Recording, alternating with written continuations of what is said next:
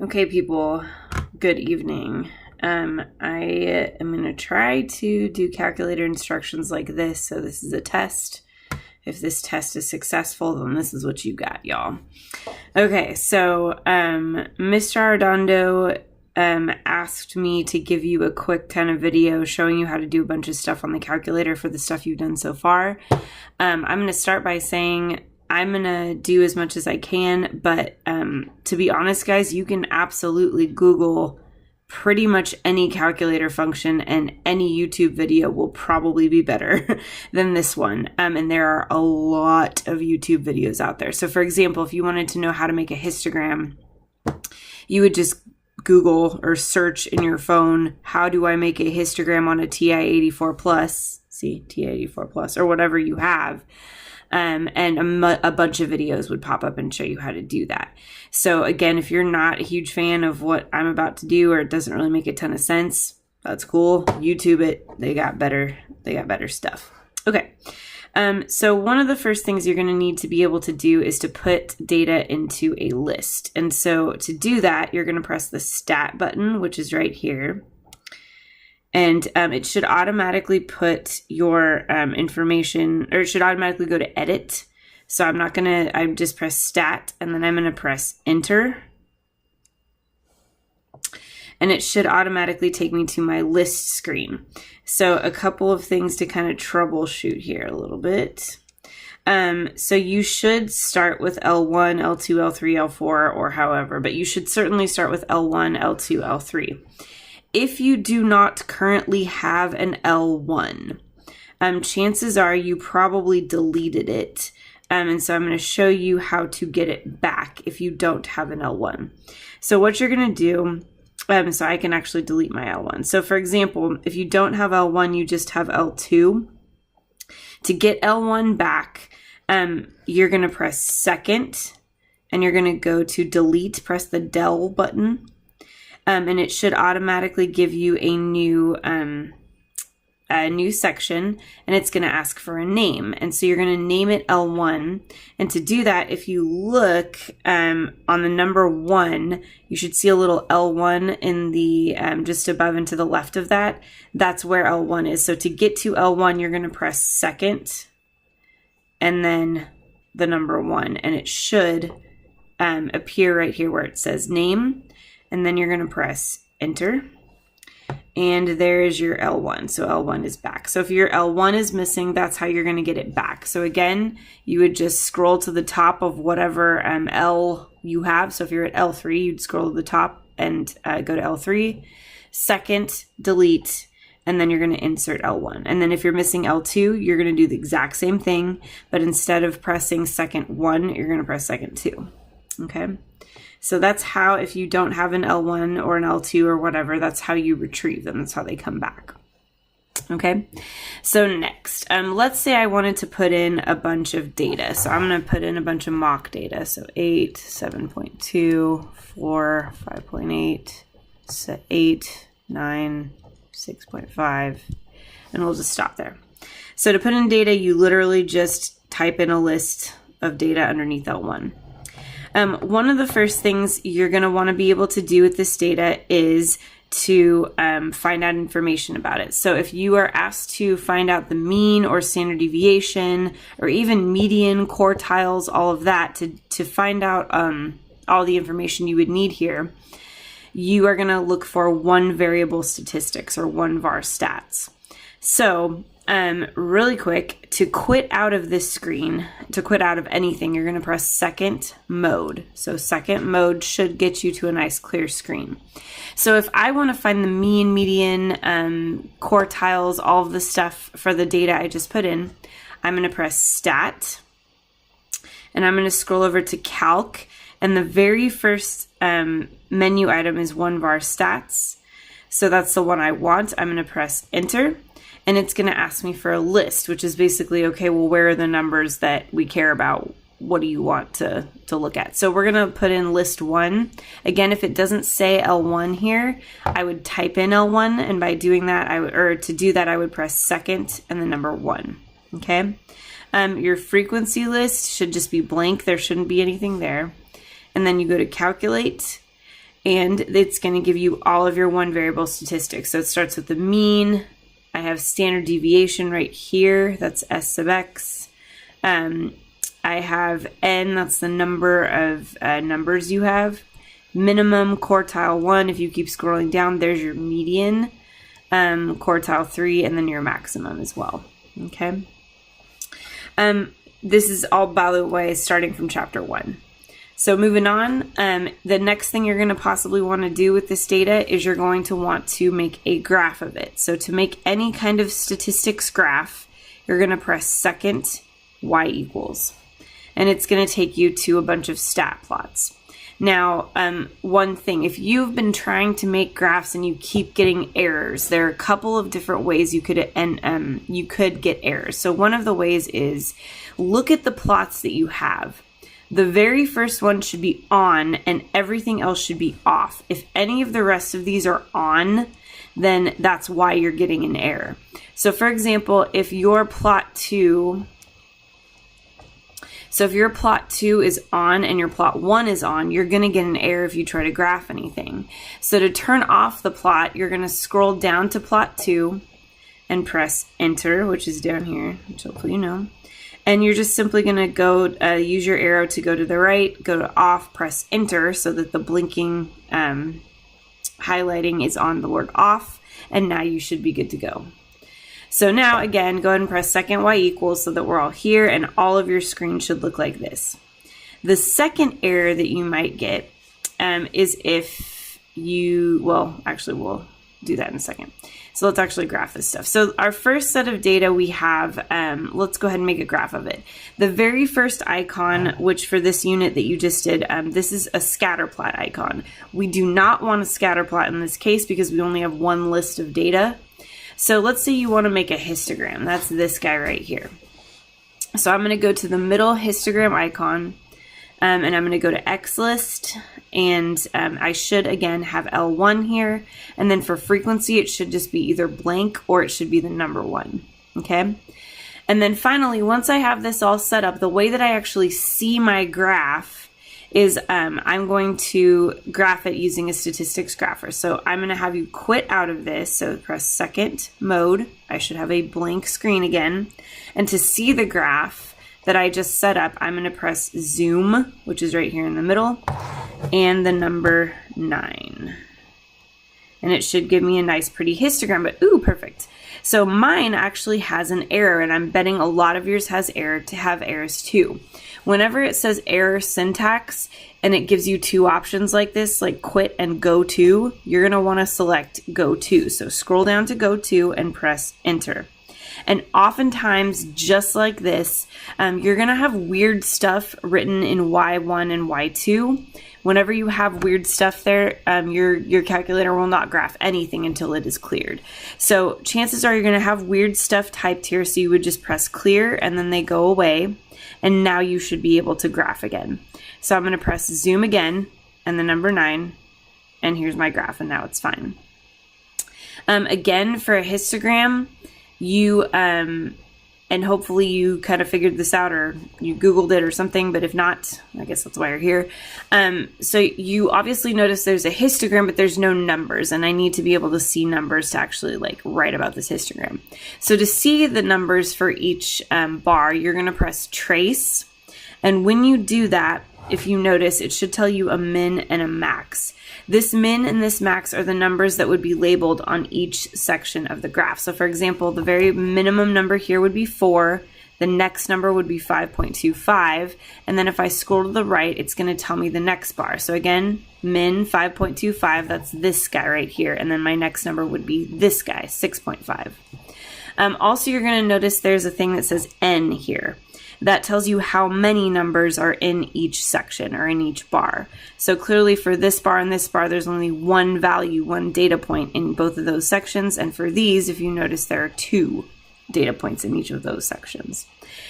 If you are graphing a histogram using a graphing calculator and you are asked to draw the histogram, you cannot just graph this picture, you must label the numbers.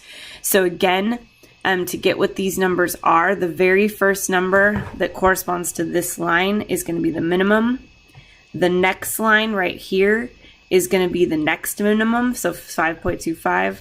The next line will be the next minimum, next minimum, next minimum, and then the last line right here will be the final maximum, okay? Again, if this isn't super duper clear, if you just Google how to graph a histogram on a TI-84, I guarantee you will find something better than this. So there we go. All right, guys. So you have entered data into L1. You have found basic statistics like mean, median, quartiles, etc. You have now graphed and made a histogram. So now let's do a different type of graph. So go second y equals, press enter. And so next, this histogram guy in the middle is one that we use often. The next one that we use a lot is a box plot. And if you notice, there actually are two box plots here. This guy right here, if you notice, you're going to see there are two outliers on this box plot. And that's because this box plot actually shows outliers. The one that the cursor is currently blinking on does not show outliers. So we pretty much never want that one. So if we want to make a box plot in this case, we're going to go to the box plot with outliers, which means if there are outliers in the data, this box plot will show you them. And then here, again, your X list should be L1, which it is. Your frequency should be 1. And then mark just means what kind of mark do you want to use for the outliers. I like the nice big kind of square thing. So now we're ready to go. So again, to graph this, you're going to quit out of here. So second mode, and then zoom, and then number 9. It's always zoom 9, by the way, for stat stuff. And there's your box plot. And if you notice, nothing is labeled yet again. So yet again, if I want to see what numbers are where, I'm going to press trace. And it might start off on the median, it might start off on the minimum, but mine's going to start off on the median. It automatically tells you the median. If I scroll to the left, it's going to tell me Q1. If I scroll to the left again, it'll tell me the minimum. And then if I scroll to the right, Q3 and the maximum. And then if there are outliers off to either side, if you keep scrolling in that direction, it will tell you what those outliers are. So box plots on a graphing calculator are easy peasy lemon squeezy. And again, if you're asked to draw a box plot, you need to make sure that you label. If you can draw exactly this picture, but you need to make sure you label the numbers. So you need to label minimum, quartile 1, medium, Q3, and your maximum. Okay. So that is it for chapter 1. I'm trying to think of other graphs you would need to do. I can't think of anything else for chapter 1. So I think we're good for chapter 1. All right. So let's move on to chapter 2. For chapter 2, you are asked to calculate percentiles, which there's no special way to do that on this calculator, so you just have to do that by hand. So for example, we'll go back to our list for a second. So to go back to our list, we press Stat and Enter, and here's our list. If you wanted to find what quartile the number 8 was at, for example, you would have to put these numbers in order and then find basically however many numbers are below the number 8 and take that out of the total number of numbers. So there's no special way to do percentiles. There's also no special way to do z-scores. You just have to calculate those. So really the next part, the next thing that is important is normal CDF. So let's say that you have let's talk through it.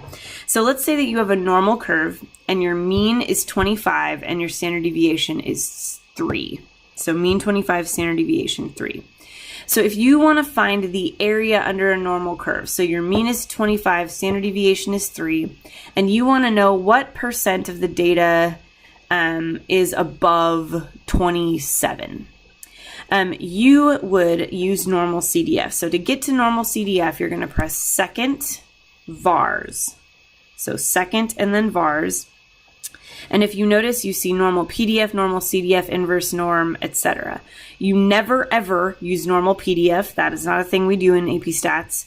We always use normal CDF. So you're going to go to normal CDF, which is number 2, and press enter. So lower and upper, these are asking what area are you interested in. So in our example, I want to know what percent of the data is above 27.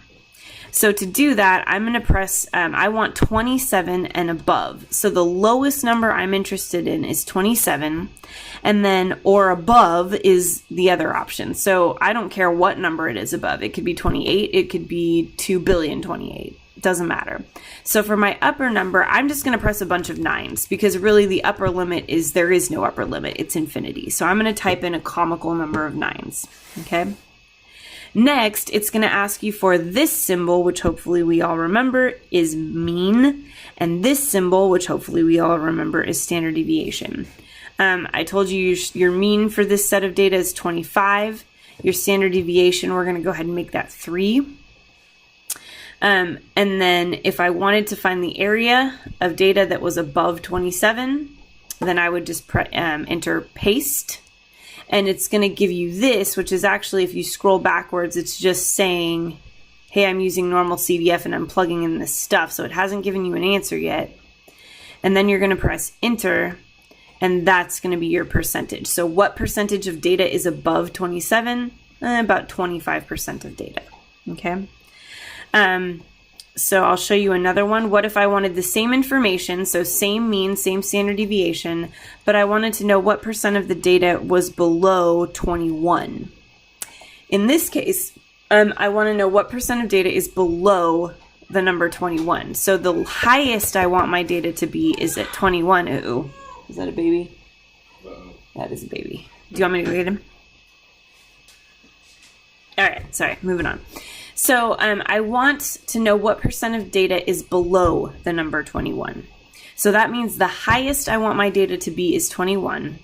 The lowest I want my data to be is anything that's under 21. So it could be 0, it could be negative 21.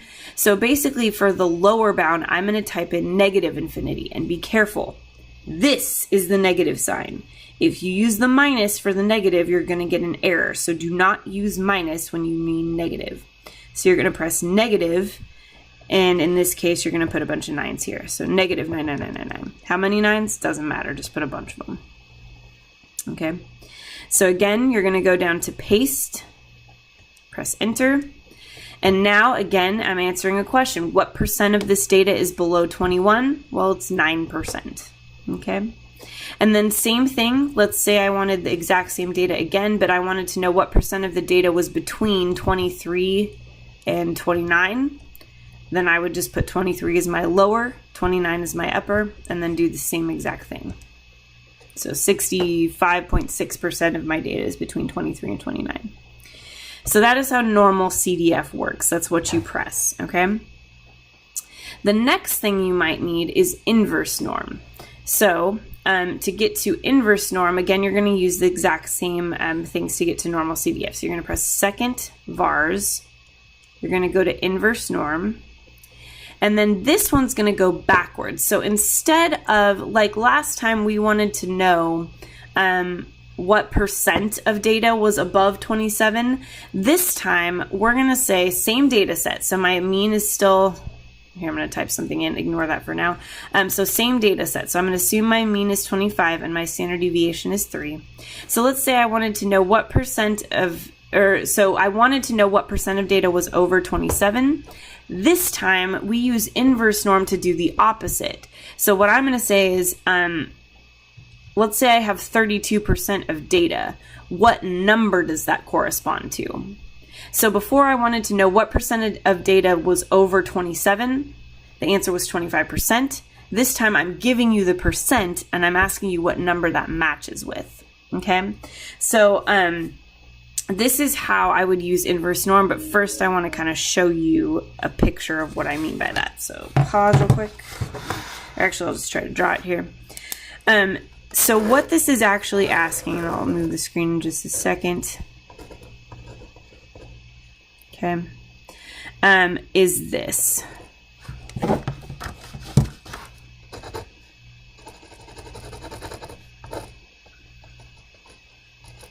Okay, all right.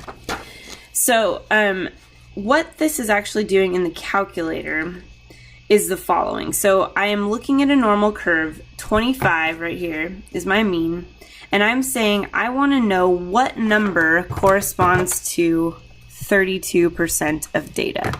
And unfortunately, inverse norm can only do the same thing. So inverse norm only tells you what number corresponds to the lowest blank percent of data. So in this case, I'm interested in what number corresponds to the lowest 32% of data. So anytime you plug in a number to inverse norm, it is always asking you the lowest number or lowest percentage. Okay, so if I put in 0.065, I'm asking what number corresponds to the lowest 65% of data. Okay, so in this case, if I want to know, let's go back to our 32. So if I want to know what number corresponds to the lower 32% of data, then I would put in 0.32, make sure my mean is 25 and my standard deviation is 3. Press paste. It does the same thing as normal CDF does, and then that's my answer. And so the answer should actually be a number in the distribution. So in this case, 23.5969, etc., would be the number that corresponds to the lower 32% of data. Okay, so what happens if I actually wanted the upper 32% of data? So what if I tell you that 32% of the data is here? Then how do I find that number? Because clearly typing in 32 is not going to get me the right answer, because that's 23 point something. And if the number is on the right side of 25, then 23 is not going to work. So the way that I'm going to do this goes like this. In a normal curve, in any density curve, in fact, in a normal curve represents 100% of data. And so if 32% of the data is taken up for this end, then what percent is taken up for this end? Well, whatever 100 minus 32% is, which is what, 68%? Yeah. So if I want to find out, moving on, if I want to find out what number corresponds to this guy, the upper 32%, I actually need to find the percent of the remaining section of the normal curve. So in this case, 32% is the upper percent that they give me, but I'm actually going to plug in the remaining percent to my calculator, which is 0.68% or 0.68. Okay. So to get this number up here, I'm going to actually use the remaining percentage. So 32% is my upper percent. I'm actually going to plug in the lower percent. So in this case, again, to get to inverse norm, I'm pressing second and vars, scrolling down to inverse norm, press enter, and I'm going to put in 0.68, and then I should get a number that makes sense. Yeah, so this right here would actually be 26.4, which makes sense. Okay, and that is how we use inverse norm. Okay, so I have normal CDF, I have inverse norm, and then the next calculator piece you need for chapter 2, which should be it, is making a normal probability plot. And that goes back to our list. So remember, we should still have a list of numbers in L1, okay?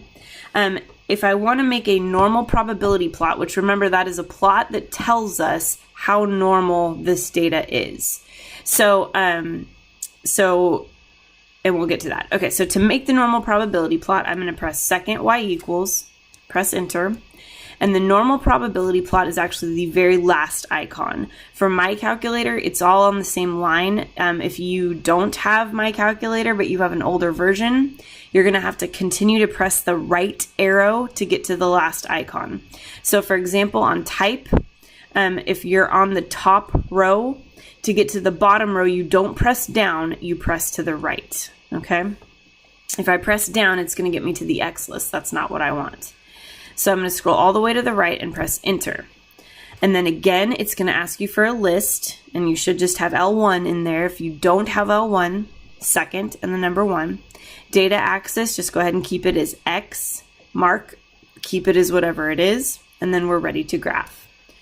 So again, I'm going to press second mode, quit out of there, press clear just so it's all clear.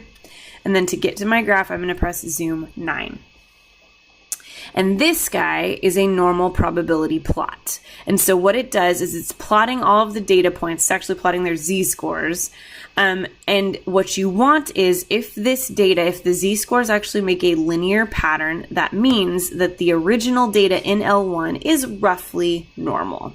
Okay, so in this case, this data is quite linear. So I would say, the data in L1 is approximately normal. And it is approximately normal because of the normal probability plot. The pattern in the normal probability plot is linear, therefore the original data is normal. Okay, so that's how to make a normal probability plot. So now at this point, right now, we have covered chapters 1 and 2. So the last thing I'll show you is chapter 3, and then you actually don't really have calculator instructions for chapter 5 at all. You have one thing you do for chapter 4, so this should be relatively quick. Okay, so for chapter 3, that's linear regression, which is what you're on right now. Go ahead and press stat and press enter.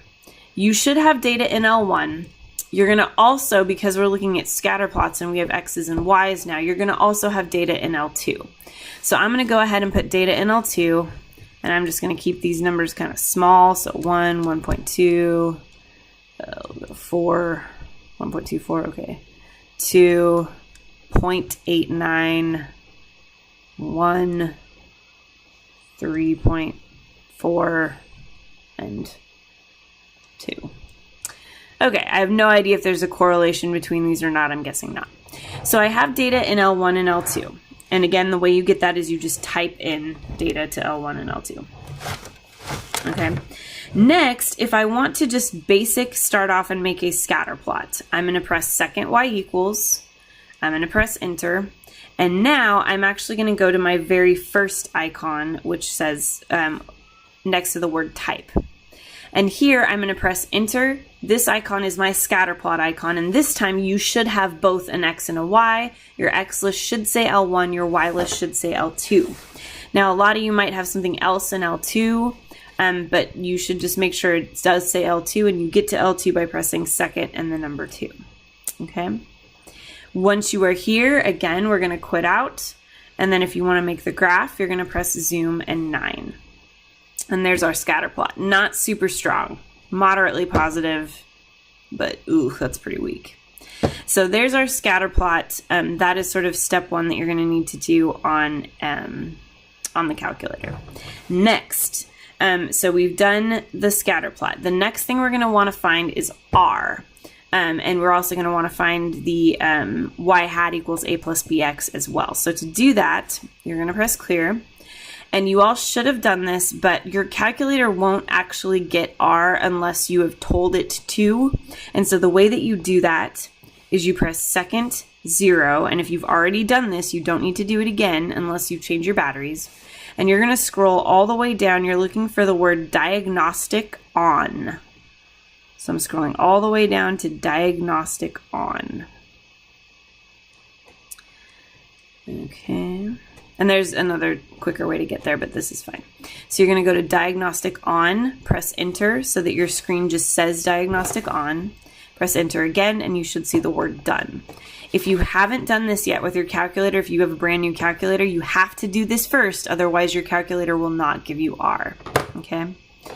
So next, to get to, what were we doing? R, that's right. To get to R and to actually find your linear regression equation, you're going to press stat. You're going to go to calc. We've already used one of our statistics. We're actually going to go to lin reg. And there are 2, number 4 and number 8. We, in AP Statistics, want number 8 every time. So again, you're going to press stat, go to calc, and then you're going to scroll down to number 8. Or guys, you can also just press the number 8. Either one is fine. So you're going to press enter. Your X list should say L1. Your Y list should say L2. Frequency list should be blank. Store reg EQ, that should be blank. And then you're going to press calculate. And when you do, notice it gives you your equation y equals a plus bx. It doesn't have the hat, but the hat is implied. It should give you A, your y-intercept, B, your slope, r squared, and R. And if you notice, oh my gosh, your R is super small and your R squared is really small. So this is a garbage scatter plot, like no correlation, hardly at all. Okay. So that is how you get slope, y-intercept, r squared, and r. So second, scroll over to calc, go down to number 8. Okay. Next. Yes, diagnostic is on. Sorry, that was my husband. Anyway, next we are going to make a residual plot. So to make a residual plot, we're going to go second, y equals, press enter. And to make a residual plot, actually a residual plot is a type of scatter plot. So the scatter plot icon stays the same. You don't change that. A residual plot has the same values in X. That's also not different. So you're going to leave L1 where it says X list. But the Y list, instead of having the original Y values, it's going to have every single point's residual. And so to get to that list, I'm going to press clear to get rid of the L2. And then I'm going to press second stat. And it should get me to a thing that says list. Then I'm going to go down to number 8, which says resid, and press enter.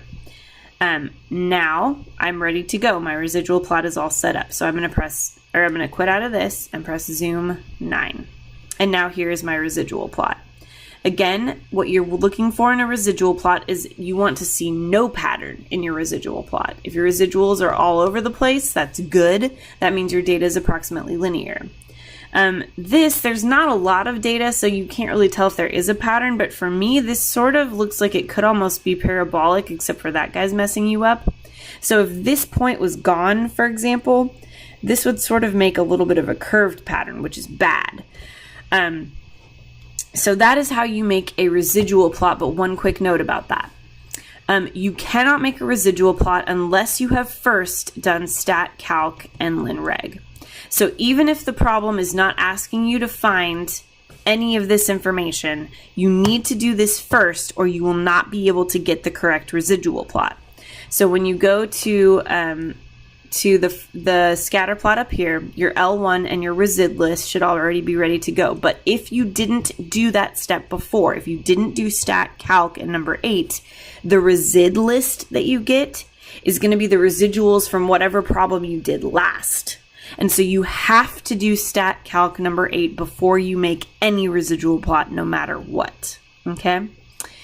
So we've made a scatter plot, we've made a residual plot, we have found slope, y-intercept, r, and r squared. And so that is basically all that you need to be able to do on your calculator for chapter 3. Okay? So we got one more, y'all. The last one is for chapter 4, so you actually haven't had to do this yet. And this is, you're going to basically spit out a random number. So I'm going to show you how to get a random number generator. And so if I want just a random number, I'm going to press the math button, which is right here. So press math. And then I'm going to scroll over to prob. Mine actually says prob. Yours might just say PRB. Same thing. And then if you get here, you're going to notice a lot of the word rand. We are going to go to rand int. That stands for random integer. Rand by itself will just give you a random number, which includes every kind of decimal, and we don't want that. We want just random integers. So I'm going to go to random integer, and this is how I'm going to spit out my random number. So let's say I want to pick a random number between 1 and 65. Then my lower bound would be 1, my upper bound would be 65. And then for n, I want to pick a number between 1 and 65, so I'm just going to press n equals 1. I'm going to press paste, and it's going to spit out a random number. And you know what? If I need to spit out another random number, I'm just going to press enter again, and it's going to give me another random number. And if I press enter again, it's going to give me another random number. And again, and again, and again. It's just going to keep spitting out different numbers. Now pause. If you have a calculator that is older, or you have a calculator that somebody else has used, these numbers should all be different. If you bought a brand spanking new calculator, actually these numbers are going to end up being the same. And I actually, for the life of me, do not remember how to change that. So the cheap way is just to keep pressing enter a bunch of times until you don't end up with the same numbers as whoever else has a new calculator. It doesn't really matter, but just saying. Okay. So that is how I do a random number. A couple of things. If I want 5 random numbers, so let's say I want a random number between 1 and 1,000 this time. And let's say I want 5 different numbers. I can actually change that n to 5. So I'm going to press paste here. I'm going to press enter, and look, now it gave me 5 different numbers.